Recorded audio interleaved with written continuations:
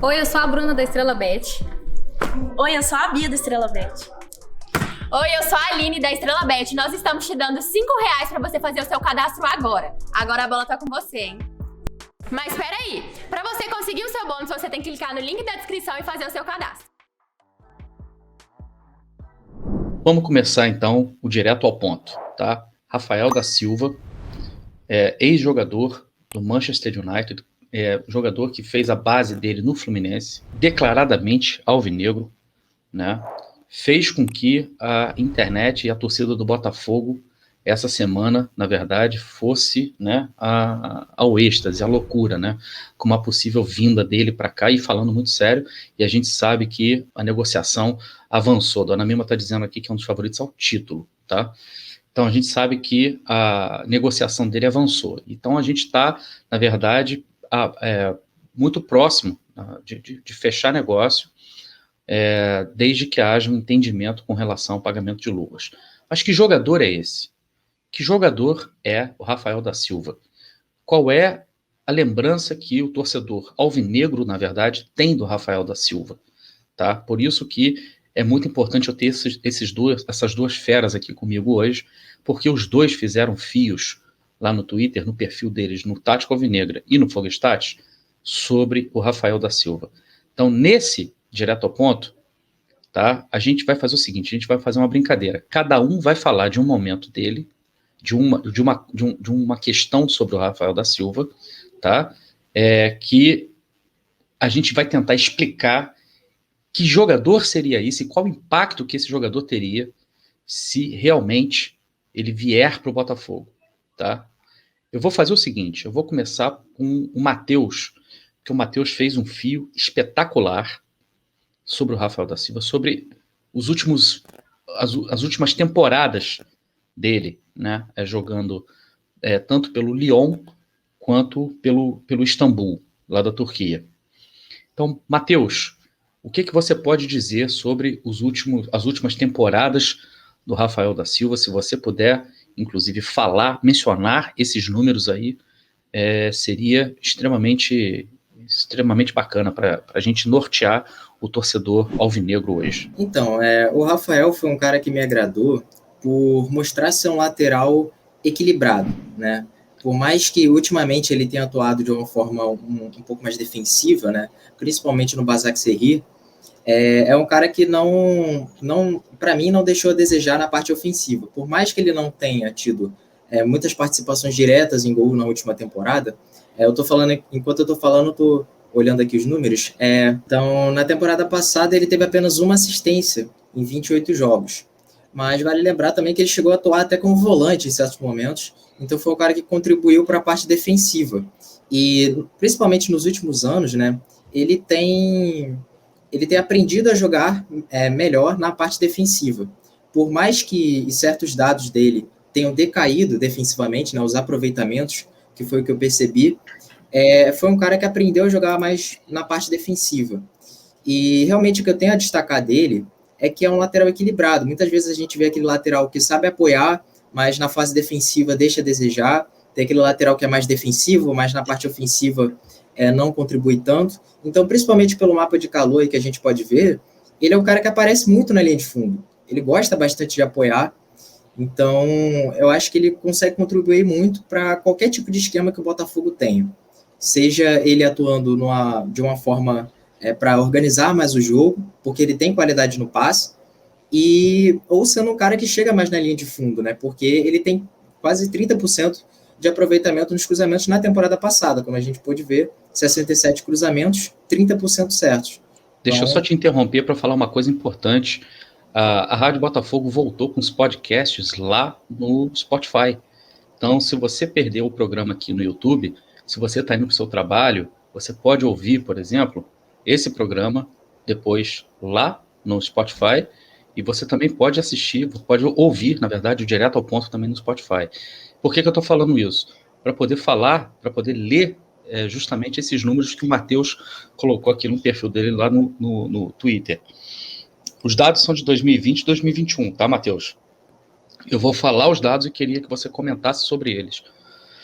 28 jogos, foram 25 como titular, ele deu uma assistência, foram 13 passes decisivos, de 0,6 a cada 90 minutos, 67 cruzamentos e 29,9% de cruzamentos certos. Isso para lateral direito é um número excelente, tá? Excelente, para lateral, um número muito bom. Para vocês terem uma ideia, o Carlinhos, que está chegando no Botafogo agora, tem 22, 23% de aproveitamento. E tem número, e é um número considerado ok, razoável, tá? Ele tem 72 dribles, sendo 52,8% de dribles certos, 179 recuperações, ou seja, 8,2 recuperações por jogo a cada 90 minutos, 86 duelos aéreos ganhos, são 45,3% de duelos ganhos, fez 53 faltas, 9 amarelos, 2 vermelhos. Então, por esses dados de 2020 e 2021, eu gostaria de ressaltar principalmente, né, a questão dos cruzamentos, como você bem falou, um aproveitamento muito bom, e a questão dos dribles, cara. Você tem aí vários laterais que são mais incisivos, né, e tem um alto índice de dribles, mas muitas vezes eles não conseguem compensar na hora de defender. E o Rafael, ele consegue, né? Ele, por mais que ele tenha decaído em relação ao seu aproveitamento defensivo, né? Porque em duelos aéreos, por exemplo, ele vem decaindo, mas nas recuperações ele teve uma boa média. Eu considero, né, acima de 7,5 recuperações por 90 minutos uma média boa. Ele teve 8,2. Se a gente olhar a última temporada, ele teve até uma média maior de recuperações, mas mesmo decaindo, ele ainda conseguiu ter um bom número. Então ele realmente demonstra ser um lateral muito equilibrado e que serve para diferentes dinâmicas do jogo, né? E diferentes táticas também. E tem uma coisa interessante aqui, que você colocou também, de todos os 67 cruzamentos tentados, 7 se tornaram assistências para finalizações, 10,5%. Ou seja, 7 de 13 passes decisivos foram por cruzamentos, tá? Ou seja, 54%, né? Esses cruzamentos dele, cara, são perigosos, né, cara? É um cara que tem um aproveitamento muito bom. E o que significa esse quase 30% de aproveitamento em cruzamentos, cara? Cruzamentos certos, né? Então, só para a galera refrescar a memória, lembra do melhor cruzador, na verdade, hoje do Botafogo, né? Quem cruza melhor no Botafogo hoje é o Varley, né? E tentem se lembrar dos laterais do Botafogo tentando cruzar, o próprio Daniel Borges cruzando a bola, colocando a bola na bandeira de córner do lado oposto. Tentem se lembrar do Guilherme Santos cruzando, colocando também a bola quase lá na arquibancada. O que representa esses 30%, cara, de acertos de cruzamento? Representa um perigo muito maior nesse tipo de jogada, né? Uma coisa que eu destaquei também, olhando os cruzamentos dele, é que ele tem uma jogada muito interessante, que é ele levar a bola para a linha de fundo o máximo possível, e quando ela estiver perto de sair, ele olha para trás, e isso é muito bom dele, porque sempre quando ele está levando a bola para a linha de fundo, né, ele está sempre com a cabeça levantada. Então isso é muito importante na hora de fazer o cruzamento e facilita muito na hora de achar o companheiro. E uma coisa que ele faz muito também é olhar os jogadores que estão chegando de trás. Então, em diversos momentos você vê ele levando a bola para a linha de fundo, atrai o marcador, né, um lateral ou um meia, e ele cruza para trás. E esse cruzamento é muito bom porque você tem, você olhando para o Botafogo, por exemplo, tem bons finalizadores, tem o Chay, você tem também o Diego Gonçalves, né, o Diego Gonçalves voltando. Então, são jogadores ali que chegando de trás conseguem ter uma boa finalização e podem ser achados de uma forma boa dentro da área. Exatamente. E para terminar, cara, só para finalizar aqui, tem um outro dado importante aqui, que você fala sobre o equilíbrio dele, na forma como ele apoia e na forma como ele defende, tá? O que você pode dizer sobre o equilíbrio dele? E depois você faz aqui também um apanhado das temporadas de 18, 19, 19 e 20, tudo isso lá no Lyon, que ele vem jogar, né, na Turquia nesse último ano, né, digamos, praticamente, né? O que você pode dizer sobre equilíbrio de defesa e ataque? Isso é importante, né, porque Como eu bem disse antes, ele pode, por causa desse equilíbrio, ele pode ser utilizado de diferentes formas. Você pode usar ele como um lateral um pouco mais ofensivo, você pode utilizar ele ainda fazendo essa saída de 3, que o Botafogo faz hoje com o Daniel Borges, né? Porque ele tem essa qualidade no passe, qualidade na criação, e ele também dá segurança defensiva, porque o que a gente sente falta em todos os laterais do Botafogo é justamente o equilíbrio. O Daniel Borges é um cara que tem o poder de criação, né, na hora de organizar, né, dar os passes, ele tem uma qualidade, ele tem uma certa qualidade ali, mas na hora de defender, ele deixa a desejar. Por mais que ele seja quase um terceiro zagueiro nesse esquema do Botafogo, mesmo assim, ele ainda não é aquele cara que traz aquela segurança defensiva. Então você ter o Rafael ali, que é um lateral equilibrado, em diversos momentos ele pode até surpreender se ele estiver fazendo essa saída de 3. Ele pode subir numa ação ofensiva e mesmo assim ele tem esse poder de recompor, né, recompor a linha do Botafogo e dar aquela segurança defensiva que a gente precisa. Maravilha. Agora o que eu vou fazer? Eu vou pro Tática Alvinegra e vou colocar o Gui na jogada, tá? Pelo seguinte, esse aqui, ele falou sobre o Gabriel Conceição, mas eu quero pegar aqui o fio que ele fez do Rafael. Por que eu quero pegar esse fio que o Gui fez do Rafael? Que é uma coisa extremamente interessante. Muita gente, quando começou a especulação sobre a vinda do Rafael, pela qualidade técnica dele, pelo fato dele estar vindo da Europa, dele ter jogado a Premier League, dele ter jogado no United, depois ter jogado no Lyon, na França, depois ter ido para a Turquia, muita gente enxerga o Rafael da Silva como um jogador que tecnicamente está 2, 3 cortes acima da média aqui no Brasil. Então muita gente começou a pedir o Rafael da Silva, se ele vier, é claro, começou a ventilar a possibilidade dele jogar como volante, dele jogar como meia, dele jogar aberto como um ponta. E o Gui, né, no perfil dele, no Tática Alvinegra lá no Twitter, o Gui passou o sarrafo. O Gui foi lá e falou assim, o cara é lateral direito, está aqui a prova do porquê que ele tem que ser o lateral direito. Gui, conta pra gente por que o Rafael da Silva tem que ser o lateral direito e não inventar moda com ele. Então, o próprio Matheus, no final, ele já até deu uma encaminhada legal aqui para análise, porque, basicamente, eu me pauto em duas coisas principais, né? Só para responder rapidinho aí o comentário do chat, 31 anos, muito novo ainda, muito novo para tem muita lenha para queimar, jogador, né, cara, que volta para o futebol brasileiro. Então, assim, é um cara, né, começando aí, eu destaco, né, os números defensivos, né, que é exatamente o que o Matheus estava falando agora. É um cara que é um jogador muito equilibrado, que lá atrás se destacava também pelo cruzamento, pela chegada, pela jogada individual, mas ele conseguiu desenvolver um lado defensivo muito interessante, né? Então, assim, um cara que dá uma consistência maior na defesa, é um cara que busca muito combate, que busca muito o jogo mais físico, que é o que a gente vê na Série B, né? Ele é um cara que não dá a bola como perdida. Então, assim, é tudo que hoje, né, indo pro próximo tweet, o Daniel Borges não apresenta muito. Apesar do Daniel Borges fazer boas atuações ali como esse terceiro zagueiro, construindo jogada, ajudando na troca de passes, é um cara que deixa muito a desejar defensivamente, né? Antes eu ainda fiz essa comparação aí, então para a gente ter uma noção bem interessante, que eu coloquei o Rafael, o Daniel Borges e o Rafinha, né, que é um cara que ficou muito badalado nos últimos tempos aqui no Brasil, né, teve aquela temporada, e eu peguei jogos, né, são cerca de 50 jogos para cada um aí, mais ou menos os últimos 50 jogos, e aqueles jogos lá de 2019 pelo rival estão incluídos. Então, se a gente der uma olhada, né, uma comparada entre esses jogadores, a gente vê como o Rafael é o lateral mais combativo, é o lateral que vai atrás de disputa, de duelo, é um lateral que recupera muitas bolas, é um lateral que desarma. Então, assim, os principais atributos do Rafael nos últimos 50 jogos dele são defensivos, de uma certa forma. Porque o Daniel Borges, eu trago até no vídeo abaixo, como os jogadores passam por ele com facilidade, né?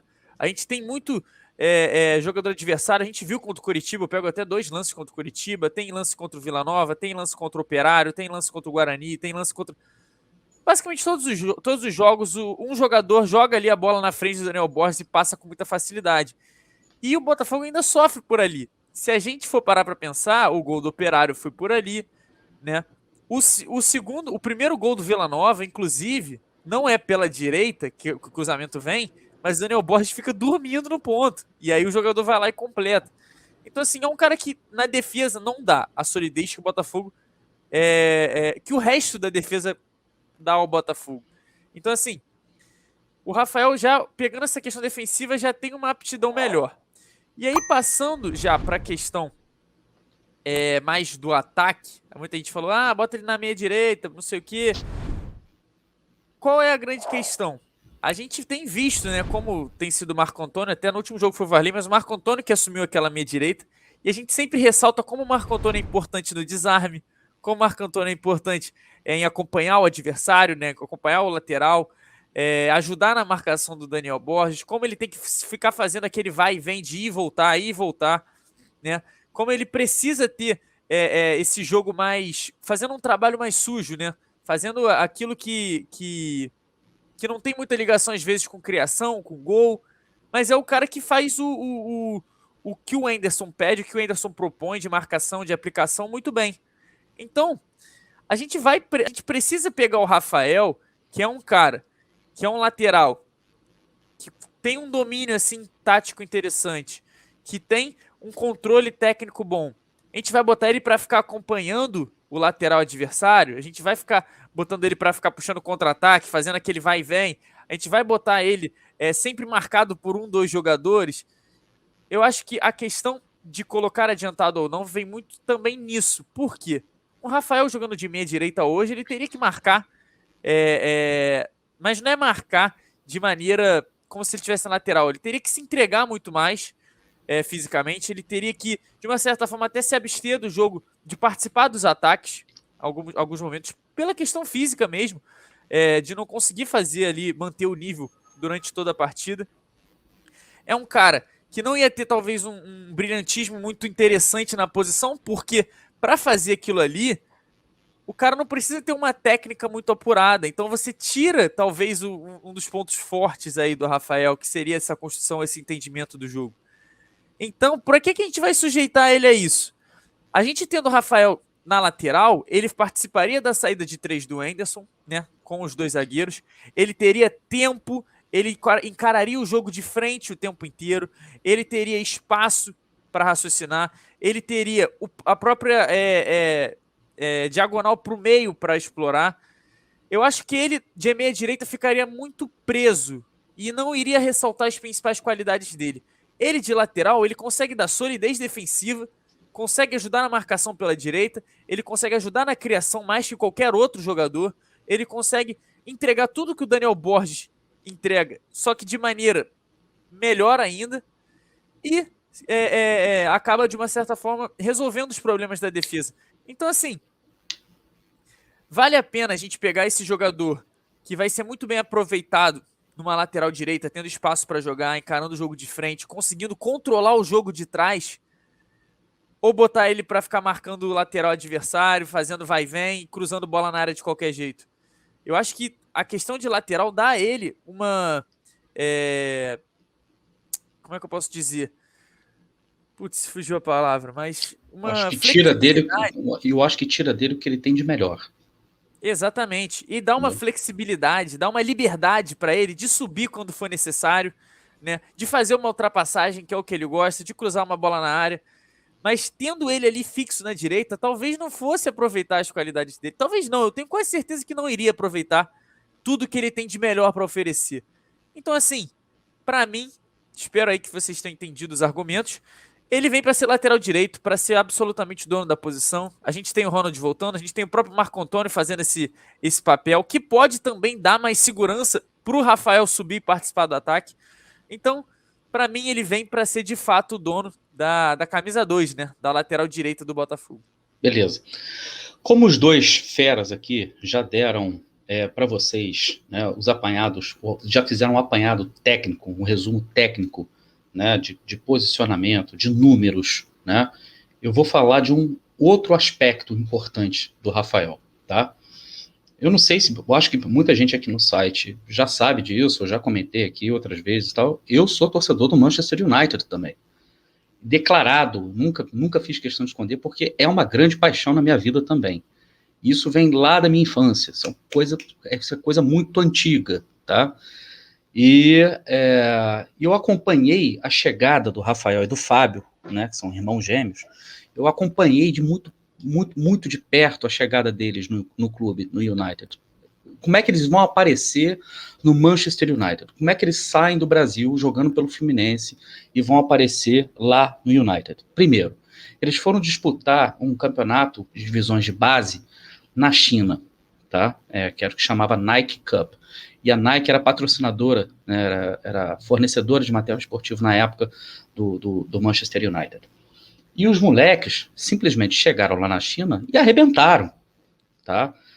Fábio e Rafael. Há quem diga, inclusive, que o Fábio era melhor do que o Rafael nas divisões de base, era mais técnico do que o Rafael. Enfim, os moleques arrebentaram na China.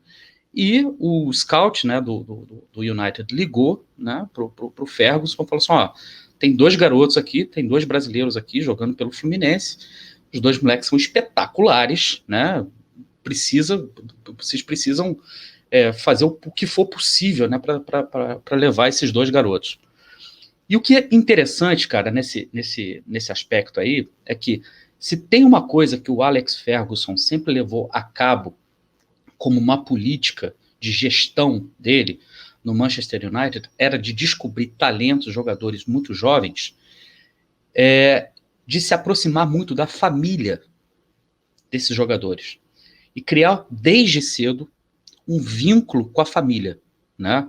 Então pegava, o Alex Ferguson entrou em contato com os pais do Rafael e do Fábio e já começou a estabelecer uma relação com eles, né, de proximidade. Eles foram levados para a Inglaterra, foram conhecer Carrington, que é o CT do United, né, foram conhecer toda a infraestrutura, participaram de um outro torneio, ainda pelo Fluminense, também lá na Inglaterra. O embaixador do United, na época que os garotos chegaram, eles tinham 17 anos na época, o embaixador do United na época era nada mais, nada menos do que Ruud van Nistelrooy, que foi um dos maiores artilheiros da Holanda, né, de todos os tempos, e um cracaço que jogou no United com o próprio Alex Ferguson. Tem foto do Rafael e do Fábio, por exemplo, abraçados com o Ruud van Nistelrooy. Então os garotos foram tratados assim, na verdade, como diamantes brutos. E por que o Ferguson se interessou também, né, em levar esses 2, em levar tanto o Rafael quanto o Fábio? Porque ele tinha feito exatamente a mesma coisa com os irmãos ingleses, com Gary e com Phil Neville, que eram garotos também que chegaram no United, se não me engano, com 14 anos de idade, nesse mesmo estilo de relação, traz a família para perto, traz a mãe para perto. O clube, na verdade, o garoto vai crescer aculturado, né, no clube. E na época que Rafael e Fábio chegam, Gary Neville e Phil Neville já estavam na curva descendente. O Phil mais do que o Gary. O Phil acaba sendo, inclusive, vendido e vai embora do United. E o Gary fica e encerra a carreira dele em 2014, mas ainda, né, sendo o dono icônico da lateral direita do Manchester United. O Rafael era nada mais, nada menos que o reserva do Gary Neville, mas mais do que o reserva do Gary Neville, ele era o sucessor do Gary Neville. Só para vocês entenderem com quem que o Rafael e o Fábio dividiram vestiário, eles dividiram vestiário com Paul Scholes, eles dividiram vestiário com Ryan Giggs, eles dividiram vestiário com Van Persie, eles dividiram vestiário com Michael Carrick, que hoje é assistente do Solskjaer, eles dividiram vestiário com Wayne Rooney, tá? Eles dividiram vestiário com todos esses caras, com Rio Ferdinand, com Vidic, com Van der Sar, tá? E aí, o que é impressionante nesses caras é que a proximidade que eles tiveram com jogadores que só vestiram uma camisa apenas na carreira inteira, que foi o caso do Ryan Giggs e foi o caso, por exemplo, do Paul Scholes, né, que tinha uma identificação com o United. O United, para esses caras, é a casa deles, a extensão da casa deles. E você está jogando num clube como o United, você está jogando num clube de topo, né, na Europa. Mas isso não significa que eles não tenham recebido propostas para sair. Real Madrid procurou, Barcelona procurou, Barcelona quis levar o Paul Scholes. Eles nunca quiseram deixar o United, mas não é somente pela questão da grana, é a questão da identificação do cara pelo clube, pela casa, pela camisa, pela cultura daquele clube. O Rafael e o Fábio aprenderam esse tipo de coisa com esses jogadores. E simplesmente tendo sido, né, tendo tido como o técnico e mentor nos primeiros anos da carreira, até a metade da carreira deles, o maior técnico de todos os tempos do futebol moderno, que é o Alex Ferguson. É o técnico mais vencedor de todos, o técnico que mais criou jogadores vencedores no mundo inteiro. Então, essa é a base do Rafael. Essa é a base do Fábio. Tá? Quando o Rafael fala que quer voltar para o Brasil para jogar no Botafogo, tá? Jogar no Botafogo, porque é o clube de coração dele, isso não é uma bravata. Ele não está falando isso da boca para fora. Ele aprendeu o valor de se jogar para o clube do coração. Ele aprendeu o valor de você jogar, de estar em campo defendendo a cultura que te forma. O Botafogo significa isso para o Rafael. O Botafogo significa isso para o Fábio. E é justamente por isso que quando o Flamengo, endinheirado, procura o Rafael, ele simplesmente agradece e fala: não, eu não posso jogar no Flamengo porque eu sou Botafogo. Se eu tiver que voltar para o Brasil, eu vou jogar no Botafogo. E jogar no Botafogo enquanto eu ainda tenho perna para correr, não para encerrar minha carreira, mas para dar para o clube, para o meu clube do coração, para o clube com o qual eu me identifico e me sinto aculturado, ainda aquilo que eu puder dar de melhor para ele. Então, essa identificação deles tem sentido de ser, tem base, isso não vem do nada, não é bravata. Ah, eu estou nesse clube aqui porque eu torço pelo Botafogo, estou realizando o sonho de jogar pelo Botafogo. Não, não é isso. Faz parte da cultura deles, faz parte da identidade deles. Eles só jogariam por outro clube no Brasil, só pelo Fluminense. E eles declaram isso pela gratidão que eles têm pelo Fluminense, por terem feito a base deles lá no Fluminense também. Que, aliás, é uma baita de uma base. Uma baita de uma base, tá? Xerém é espetacular, certo? Então, esse aspecto que eu gostaria que o torcedor alvinegro entendesse.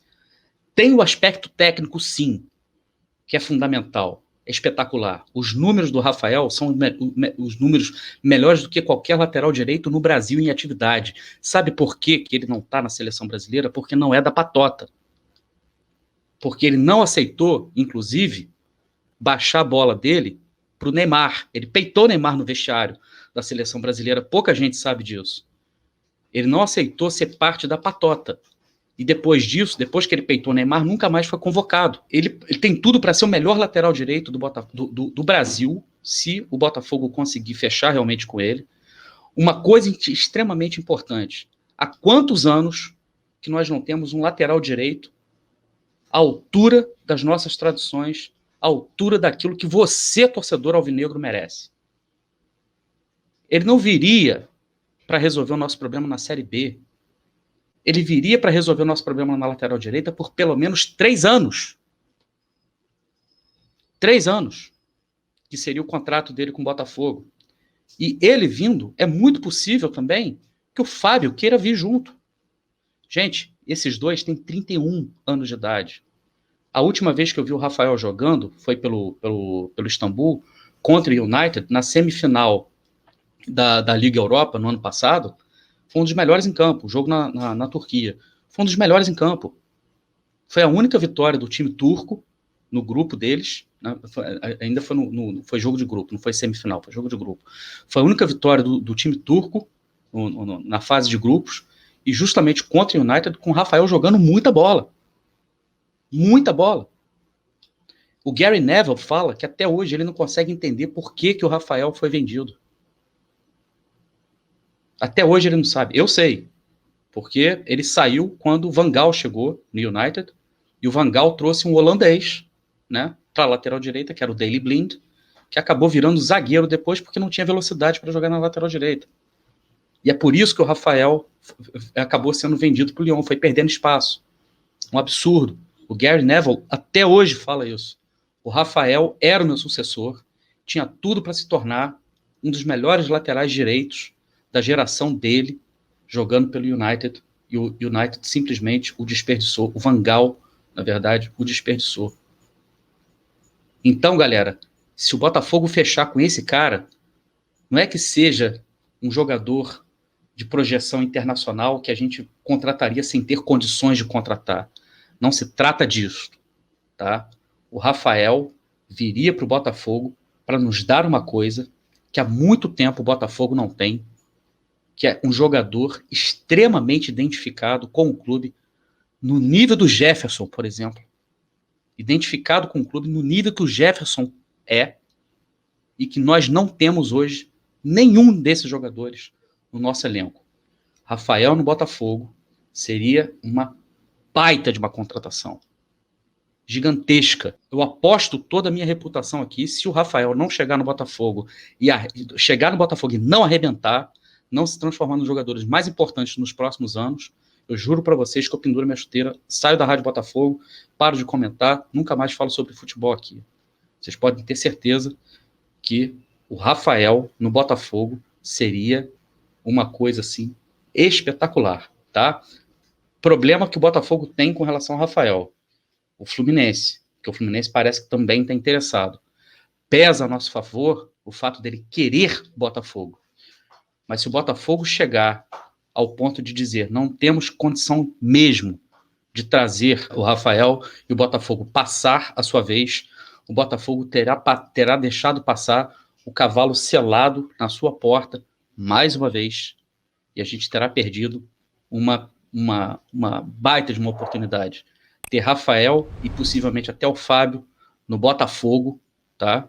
Seria, na verdade, o começo do resgate daquele DNA que eu sempre costumo bater. O DNA do jogador heleno, um jogador helênico, digamos assim. Que é aquele moleque que bate no peito e fala: eu não sou jogador de futebol, sou jogador do Botafogo. E o meu Botafogo não é lugar de covarde. Rafael, vem pra cá, que o teu lugar é aqui no Botafogo. Esse foi mais um, direto ao ponto. Gostou? Se inscreva aqui na Rádio Botafogo, deixa seu like aí, porque a gente precisa demais da sua participação.